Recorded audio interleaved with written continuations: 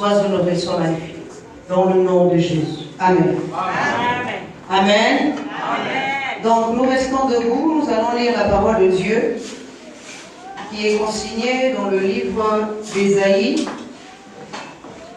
Dans le livre d'Ésaïe 5, le chapitre 14.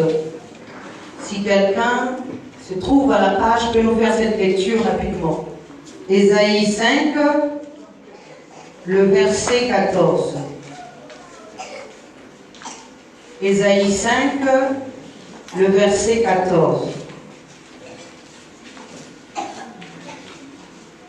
Lisons la parole de Dieu dans Ésaïe 5, le verset 14. Rendons grâce à Dieu. Voilà pourquoi le séjour de mort s'ouvre et s'élargit démesurément. La splendeur et la richesse de Sion y descendent, tout comme son joyeux tapage. Parole du Seigneur. Nous rendons grâce à Dieu. Je vais le lire pour une seconde fois et surtout dans ma version de Louis II. C'est là nous dit ceci, Ésaïe 5, verset 14. C'est pourquoi le séjour de mort ouvre sa bouche, élargit sa gueule outre mesure, alors descend la magnificence et la richesse de Sion et sa foule bruyante et joyeuse. Amen. Nous pouvons m'asseoir s'il vous plaît.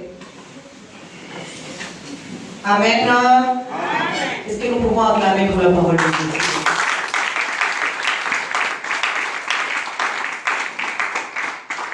Nous sommes dans la continuité de notre séminaire et aujourd'hui, c'est le dernier jour. Le thème général de notre séminaire est les mamelles de la vérité. Le sous-thème que nous allons traiter aujourd'hui, les auteurs de la divinité. Amen. Amen.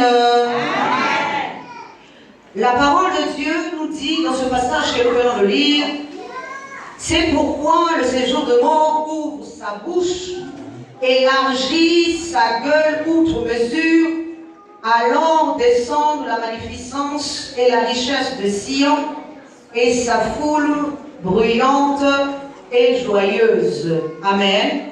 Amen. Alors, ici, nous devons d'abord comprendre que le séjour de mort ici, ce n'est pas dans le sens physique. Amen.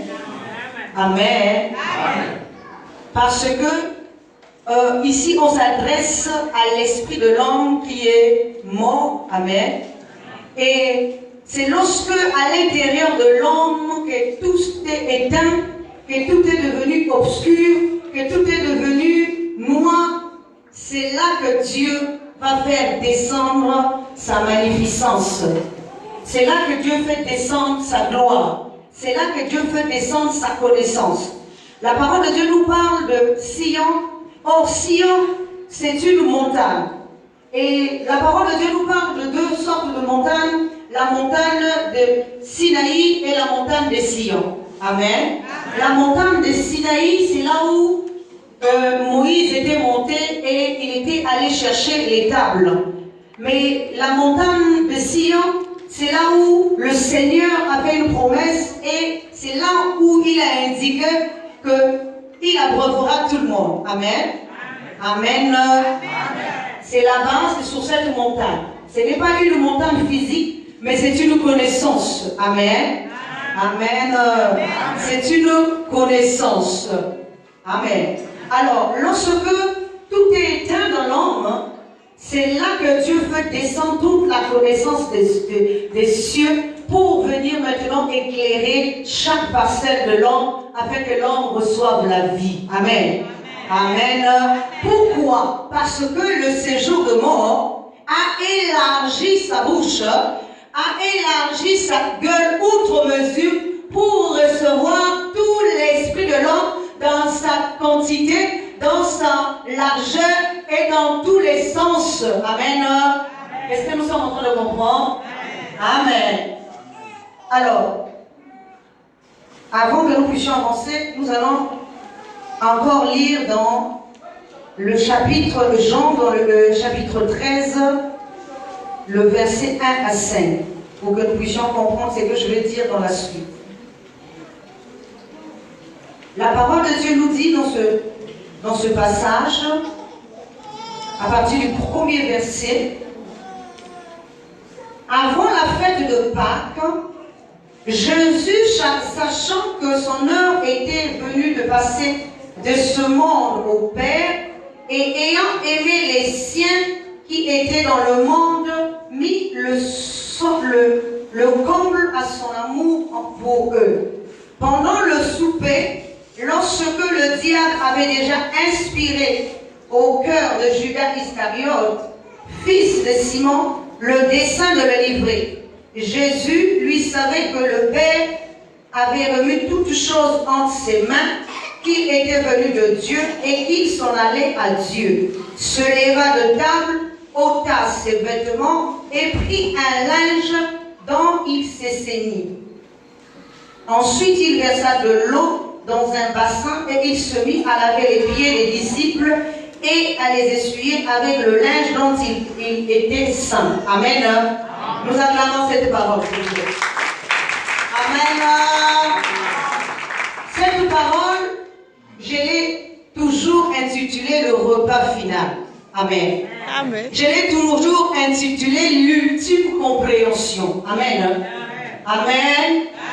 Parce que c'est le repas final de l'homme. C'est le repas lorsque l'homme rentre dans la compréhension céleste. Amen. C'est la rencontre entre l'époux et l'épouse. Amen. Au moment où l'époux va se dévoiler devant l'épouse. Amen. Au moment où il va enlever ses vêtements pour pouvoir se montrer à lui. Amen.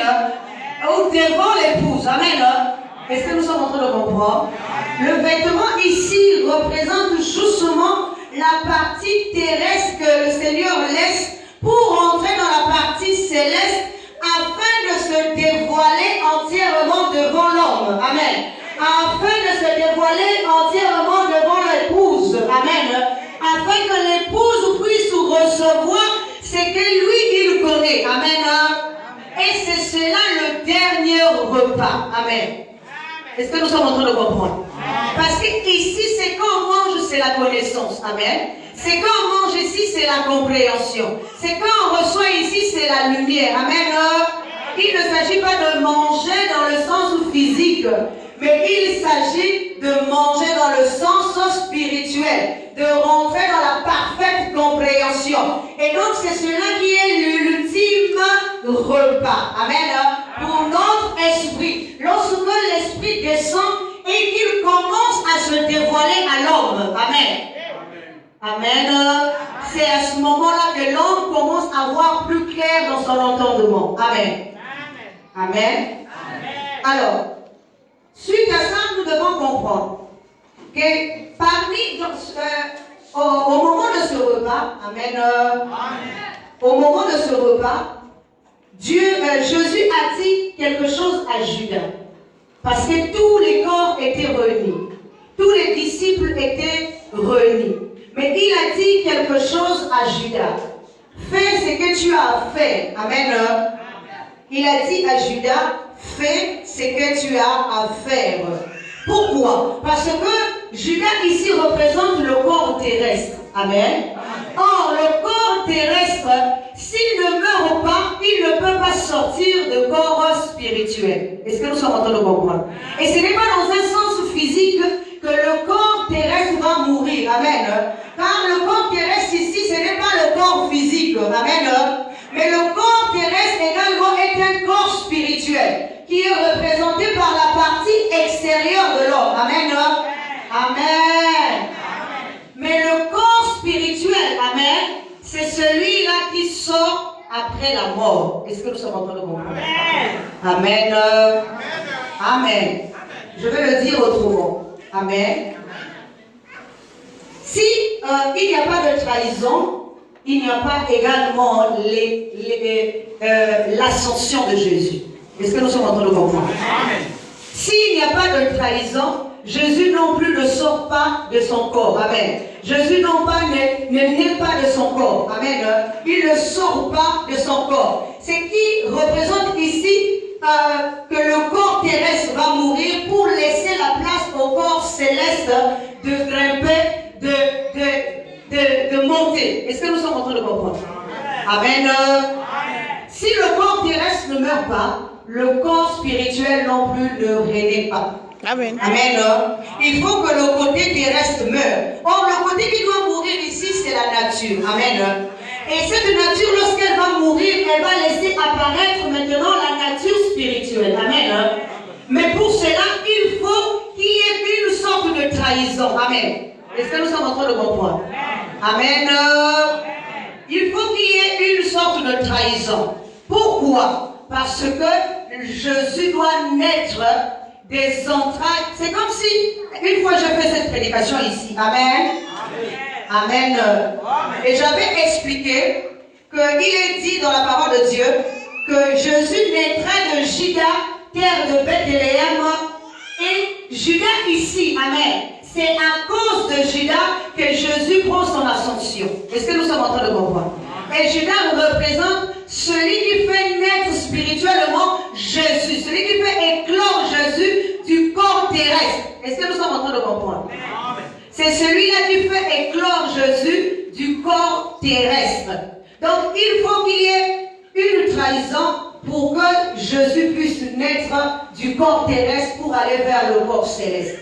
Est-ce que nous sommes en train de comprendre? Amen. Alors, la parole de Dieu nous dit que c'est Judas qui montre le chemin. C'est Judas qui emmène ceux qui arrêtaient Jésus jusqu'à Jésus. Parce que les autres ne connaissaient pas ce chemin. Seul lui connaissait le chemin qui emmenait jusqu'à Jésus, où Jésus se trouvait. Amen.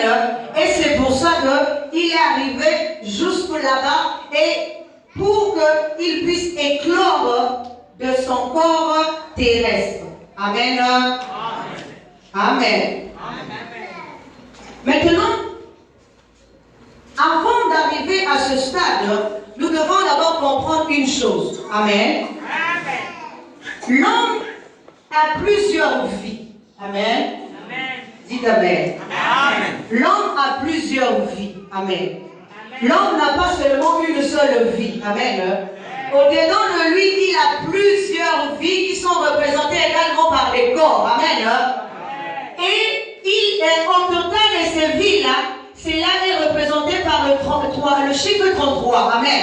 Ce qui veut dire que l'homme doit se déployer dans ces 33 vies. Amen. Ces 33 corps. Amen. Pour pouvoir atteindre le niveau suprême. Amen. Amen. Amen. L'homme doit se déployer dans ces 33 vies. Cela veut dire quoi? Amen. L'homme doit naître dans chaque vie qu'il incarne lui-même. Amen. Amen. Amen.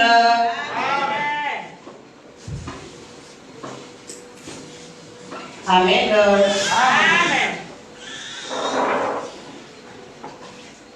Alors, donc je disais, pour atteindre la montagne de Sion, pour atteindre les hauteurs de la divinité, l'homme doit naître dans chacune de ses vies.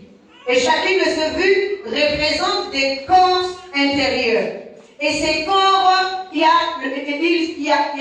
33 corps en total dans l'homme. Amen. Et je vais essayer de les expliquer au fur et à mesure. Amen. Donc il y a 33 corps qui sont également les 30 ans de Jésus et les 3 ans de son ministère. Amen. Amen. Il faut que tous les 33 vies à l'intérieur de l'homme puissent se déployer. Amen.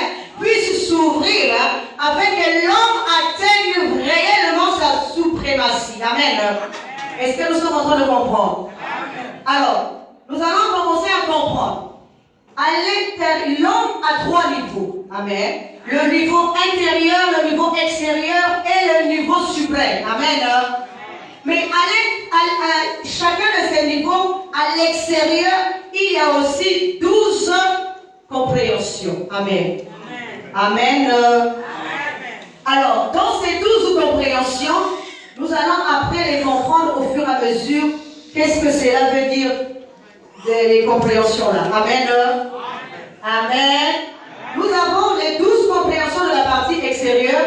Nous avons également les 5 états d'esprit de la partie intérieure. Et nous avons également les 4 dimensions, donc les 4 faces qui sont de la partie suprême de l'homme. Amen. Que l'homme doit comprendre, doit commencer à découvrir au fur et à mesure. Amen. Amen. Mais nous avons également la partie de la nature extérieure et de la nature intérieure. Donc la nature terrestre et la nature céleste qui sont dans l'homme. Amen. Et si nous comptons la totalité de tous ces chiffres, nous allons nous rendre compte qu'il y a 33 au total. Amen. Et ces 33-là sont représentés par des ailes ou des vies dans l'homme qui doivent s'ouvrir au fur et à mesure que l'homme avance. Amen. Si l'homme avance pour atteindre les hauteurs de sa divinité, amen, pour monter jusqu'au mont Sion, amen, il faut qu'il commence par déployer chacune de ses ailes au fur et à mesure, étape par étape, jusqu'à arriver au niveau suprême de lui-même. Amen. Amen. Amen. Amen. Est-ce que nous sommes en train de comprendre? Amen. Amen. Alors, nous devons comprendre, quand j'ai parlé tout à l'heure des 4 dimensions, j'ai oublié également de dire des 5 sens. Amen. Amen. Dites Amen. Amen. Pourquoi? Parce que nous avons les 5 sens. Nous avons non seulement l'odorat, nous avons comment on appelle le toucher, nous avons l'ouïe, nous avons également la vue, mais également le goût. Amen. C'est là nous l'avons dans le sens physique, mais dans le sens spirituel, cela doit également se développer. Amen. Pour que nous puissions atteindre les niveaux spirituels. Amen. Si ces sens-là sont développés que dans le côté physique et pas dans le côté spirituel. Amen. Comment l'homme spirituel peut-il évoluer? Est-ce que nous sommes en train de comprendre? Il faut qu'il puisse avoir également le toucher. Amen. Qu'il puisse avoir vraiment l'ouïe. Qu'il puisse avoir vraiment le goût. Amen. Qu'il puisse avoir également les yeux. Amen. Qu'il puisse avoir également l'odorat. Amen. Il faut que cela se développe également intérieurement. Amen. Parce que si cela ne se développe pas, c'est comme si l'homme, avec les sens physiques qui sont développés, mais pas les sens intérieurs. Amen. Or, l'homme doit également développer ces sens-là dans le spirituel. Amen. Amen. Alors, ce que je disais, c'est qu'il fait donc un total de 33 vies au-dedans de l'homme et que l'homme doit développer, l'homme doit ouvrir chacune de ses ailes, rentrer dans chacune de ses vies. Amen. Nous allons voir d'abord les 12 étapes, comme je disais tantôt, les 12 compréhensions. Amen. Les 12 compréhensions ici sont les épreuves que l'homme rencontre dans la vie. Amen. Amen. Avant de sortir d'abord de la partie terrestre et rentrer dans la partie intérieure, tu dois d'abord passer par les étapes. Amen. Amen. Toutes les étapes que tu passes là, ce sont les compréhensions que tu dois acquérir. Amen. Tu ne peux pas passer d'une étape à une autre sans passer par acquérir des compréhensions. Amen. Et ces compréhensions-là sont au nombre de 12. Amen. On va essayer de développer une par une. Amen. Alors, j'ai retenu ici la prison. Amen. Dites Amen. La parole de Dieu nous dit que dans le parcours de l'homme, amen, à un moment donné, l'homme est en prison. Amen. La prison ici n'est pas une prison physique, amen, mais une prison spirituelle. Amen. Car ce n'est pas le physique qui est en prison, mais c'est l'esprit qui est en prison. Amen. Amen. Or, la prison ici symbolise toujours un enseignement pour l'esprit de l'homme. Amen. Amen.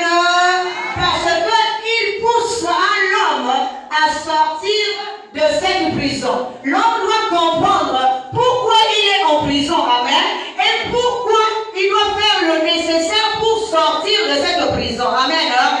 Ce n'est pas une prison physique. Amen. Mais c'est une prison spirituelle. Cette prison spirituelle est symbolisée par quoi? Par l'ignorance. Amen. Parce que lorsque nous sommes dans l'ignorance, nous Amen. Parce que la parole de Dieu nous dit que c'est lorsque nous recevons la lumière que nous sommes délivrés. Amen. Et la parole de Dieu nous dit que Paul et Silas dans la prison, amen, ils ont reçu l'ange qui est venu les délivrer. Amen. Et les chaînes qui étaient à leurs pieds les a libérés automatiquement. Amen. Amen. Parce que l'ange ici représente la bonne compréhension. Lorsqu'elle rentre dans l'esprit de l'homme, elle libère l'homme automatiquement de ses chaînes. Amen. Est-ce que nous sommes en train de comprendre? Mais la prison là est une compréhension. Amen. La prison là est une leçon. Amen. La prison là est une compréhension qui va naître. Amen. Est-ce que nous sommes en train de comprendre? Amen. Nous allons aussi parler de la fournaise. Amen. L'homme ne peut pas évoluer sans passer par la fournaise. Amen. Dites Amen. Amen. La parole de Dieu nous dit que au temps de Daniel, amen, Daniel avait 3 compagnons. À un moment donné, on a mis ces 3 compagnons dans une fournaise. Amen. Or, la fournaise ici, il s'agit d'une fournaise d'adversité. Amen. S'il n'y a pas d'adversité dans la vie de l'homme, amen, l'homme également ne va pas progresser. Amen. C'est lorsqu'il y a l'adversité, amen, que l'homme cherche à sortir le meilleur de lui-même. Amen. C'est là est représenté par le 4e homme qui est sorti au milieu du feu. Amen. Quand il n'y a pas d'adversité, il n'y a pas de meilleur homme qui naît. Amen. Est-ce que nous sommes en train de comprendre? C'est l'adversité qui pousse l'homme à aller plus loin, à chercher le meilleur de lui-même, pour que le meilleur de lui-même naisse. Amen. Est-ce que nous sommes en train de comprendre? Parce que si tout va bien dans la vie, amen, tu ne vas pas aussi chercher le meilleur de toi-même. Amen. Alors nous allons encore parler de l'oppression. Amen. La parole de Dieu nous dit qu'à un moment donné, Élisée était environné. Là, nous sommes en train de naître dans chaque corps. Amen. À chaque fois qu'il y a l'adversité et que nous arrivons à vaincre chaque étape, nous changeons d'étape. Amen. Est-ce que nous sommes en train de comprendre? Pour évoluer dans l'homme intérieur. Parce que là, nous n'évoluons pas dans l'homme physique, mais nous évoluons dans l'homme intérieur. Amen.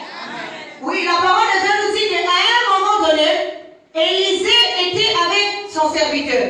Et il y avait des soldats qui environnaient dehors. Amen. Mais son serviteur ne savait pas que, amen, son serviteur avait peur. Il se disait qu'il y avait trop de monde dehors et que eux, ils étaient que 2. Amen. Dites Amen. Amen. Mais Élisée lui a dit, n'aie pas peur parce que nous ne sommes pas seuls. Amen. Pour qu'ils puissent voir, amen, qu'ils n'étaient pas seuls. Il a fallu que Élisée puisse lui ouvrir les yeux. Amen. Pour qu'il voie qu'il y avait plein de monde autour d'eux, plein des anges qui les environnaient, et ils étaient encore plus nombreux que ceux qui étaient dehors. Amen. Est-ce que nous sommes en train de comprendre? Amen. C'est la pression. Amen. Si tu n'as pas de pression, la pression vient de toutes parts. Amen. La pression te pousse, amen, à faire taire le corps. Amen. Parce que s'il commence à comprendre que celui qui est en toi est plus fort que celui qui est à l'extérieur, amen, il n'aura plus peur. Amen. Parce que le corps va se soumettre à l'esprit. C'est l'esprit qui a peur. C'est plutôt le corps qui a peur. Mais ce n'est pas l'esprit. Amen. Mais lorsque l'esprit commence à ouvrir les yeux au corps, le corps également va voir que celui qui en nous est plus puissant, est plus important, est plus supérieur. Donc je n'ai plus peur de tout ce qui m'environne aujourd'hui. Amen. Parce que l'environnement ici, il ne s'agit pas de quelque chose de physique. Il s'agit de la nature de l'homme qui nous emprisonne tous les jours. Il s'agit de la nature de l'homme qui va jusqu'à nous oppresser. Amen. Sache-le que quand tu parles même de sorciers, ce n'est pas les sorciers, mais c'est la nature de l'homme. Amen. Par la nature de l'homme, c'est celle-là qui pousse le sorcier à te faire mal. La nature de l'homme, c'est celle-là qui pousse le magicien à te faire mal. C'est la nature de l'homme qui pousse quelqu'un à te haïr, à t'en vouloir, à tout cela. Ce n'est pas lui. Amen. Et tu ne combats pas avec la personne, mais tu combats avec la nature qui est en train d'utiliser ton frère. Amen. Est-ce que nous sommes bien d'accord? Amen. Tu ne combats pas avec la personne. combat avec la nature qui utilise ton frère. Amen. Amen. Oui, parce que la nature là est en train de t'environner. Des fois, vous avez l'impression que vous avez des problèmes de toutes parts. Amen. Vous avez des problèmes à la maison. Vous avez des problèmes au travail. Mais ce n'est pas eux. Amen. Mais c'est la nature là qui est en train de t'oppresser. Amen. Pourquoi la nature là t'oppresse? Amen. C'est dans le but que tu sortes de cette nature et que tu ailles ailleurs. Amen. Que tu ne restes pas là. Amen. Lui ne fait que son boulot. Amen. Cette nature ne fait que son boulot. Son boulot, c'est de montrer le chemin. Amen. Dis amen. Parce que par toi-même, tu n'arriveras pas à sortir de là où tu es. Amen. La parole de Dieu.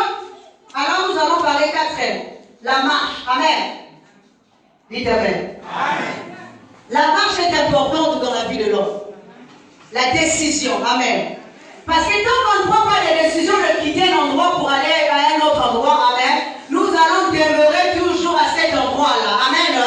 Nous n'allons pas changer d'objectif. Amen. Parce que nous croyons que dans notre environnement, là, tout va bien, tout est bon, alors qu'il y a autre chose ailleurs. Amen. Nous prenons l'exemple des enfants d'Israël. Les enfants d'Israël étaient en captivité en Égypte. Amen. Amen. Mais ils étaient retenus en captivité. Quand il était temps de quitter l'Égypte pour aller maintenant vers le pays de Canaan, ils ont commencé à faire une marche. Amen. Amen. La marche ici, c'est la démarche que tu vas commencer à faire. Amen. Tout en sachant que cette démarche-là n'est pas facile. Amen. Que dans cette démarche, tu vas rencontrer les obstacles. Amen. Dans cette démarche-là, le mal ne va pas non plus te laisser partir. Amen. Il va toujours te courir après parce qu'il sait que tu as travaillé pour lui. Amen. Et il ne va pas te laisser. Donc il va toujours te poursuivre. Amen. Est-ce que nous sommes en train de comprendre? Donc cette marche-là est nécessaire pour toi. Amen. Après, nous avons également la traversée. Amen. Ce n'est pas parce que nous arrivons quelque part que nous sommes déjà arrivés. Amen. Il faut maintenant la traverser. Amen. Partir de là où nous sommes pour aller maintenant de l'autre côté. Amen. Or, partir de là où nous sommes, il y a la mer. Amen. Or, la mer ici est représentée par l'enseignement qui règne jusqu'aujourd'hui. Amen. Amen. La compréhension, amen. La connaissance, amen. Qui règne jusqu'à présent dans l'homme, amen. Pour traverser cela, aller de ce côté vers l'autre côté, c'est difficile, amen. Dites amen. Or, Jésus disait à ses disciples, allons de l'autre côté, amen. Parce que ce n'est pas ce côté-ci, mais c'est de l'autre côté que tout se passe, amen. Or, de l'autre côté, c'est la partie de la divinité, amen. Or, de l'autre côté, c'est la partie suprême, amen. La partie où tu vas changer d'état d'esprit, amen. Tu vas rentrer dans une autre compréhension, amen. Mais toi, tu veux seulement demeurer ici, amen. Tu veux demeurer dans l'ombre, amen. Or, il est dit, Abraham, quitte le pays de ton père et de ta mère, va vers un pays nouveau que je te donnerai en possession. Amen. Le pays qu'on donne en possession ici, c'est le nouveau corps, la nouvelle compréhension, le nouveau être, amen. Le nouveau soi, amen. Parce que nous devons quitter la première nature pour aller maintenant à la seconde nature, amen. Mais tant que tu ne prends pas de décision, amen, tu vas demeurer au même endroit fixe. Amen. Parce que tu dois prendre une décision. Même si à la mer, tu dois traverser. Amen. Même si à la mer, tu dois traverser. Amen. Parce que chaque chose a son temps. Amen. Amen. Oui. Lorsque nous traversons, cela ne veut pas dire que nous sommes déjà arrivés au pays des Canons. Amen. Nous avons encore le désert. Amen. Dites Amen.